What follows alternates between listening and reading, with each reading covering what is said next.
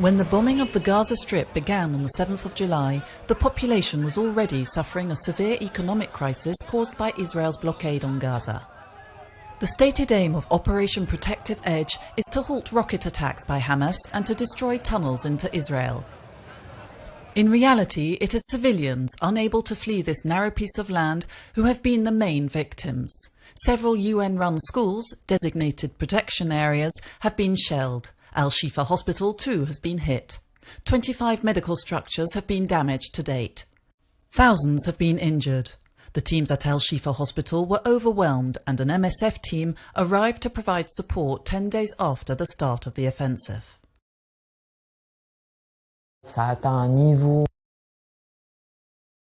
Israel's renewed strikes on the Gaza Strip continue to bring death to the Palestinians in the devastated enclave.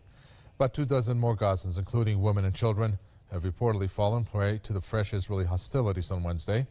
Medics say the overall death toll from the Israeli attacks on Tuesday and Wednesday now stands at 24.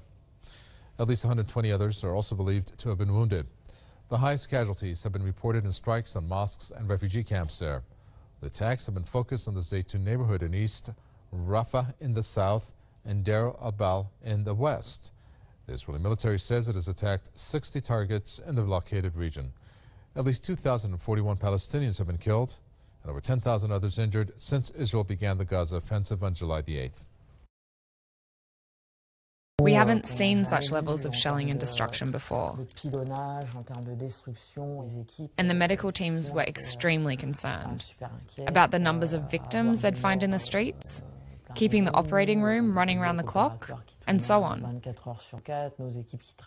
MSF teams working through the night to relieve the Ministry of Health staff who were exhausted, but who had continued working, doing an amazing job.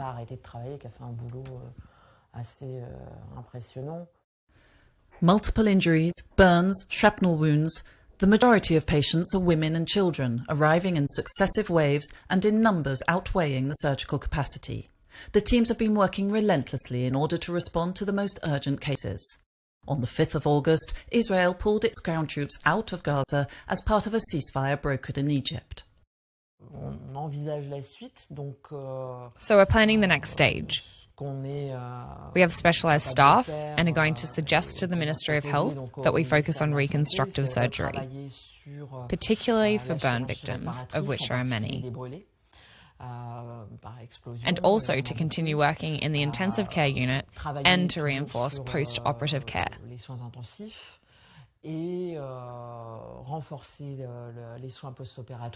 2 days after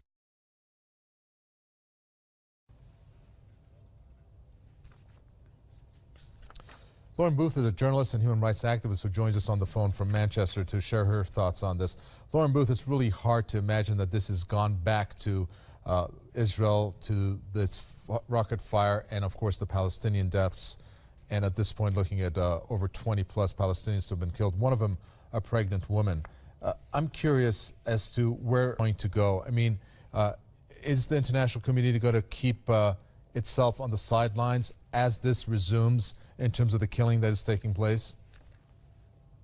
I think that the Israeli motivation and solution seeking has changed tactics during the last 35 days, and that they are now seeking Security Council intervention and some kind of UN force to disarm the resistance in Gaza and to police the situation for them. Now, this would actually be a win-win because, of course, they get to pass off, presumably, the cost of it, of such a security operation, and they get the only resistance that the Palestinian people currently have in Gaza. They get to disarm that. And nobody's asking the question about disarming, of course.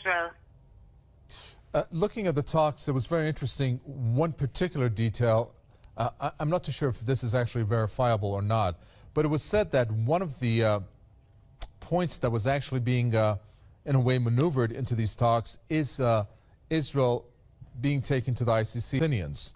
Israel's very afraid of that, it is said, and not so much about the deaths, but because of the settlements. Do you think that Israel is actually cornered in this regard? Were Palestine to take, and all points indicate that they are going to take Israel to the ICC?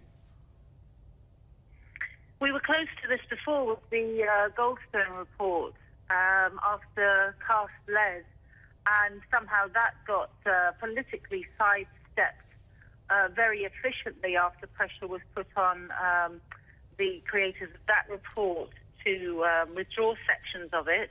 We can see already that where the ICC is concerned, pressure from France, from Britain and from America not to go that route.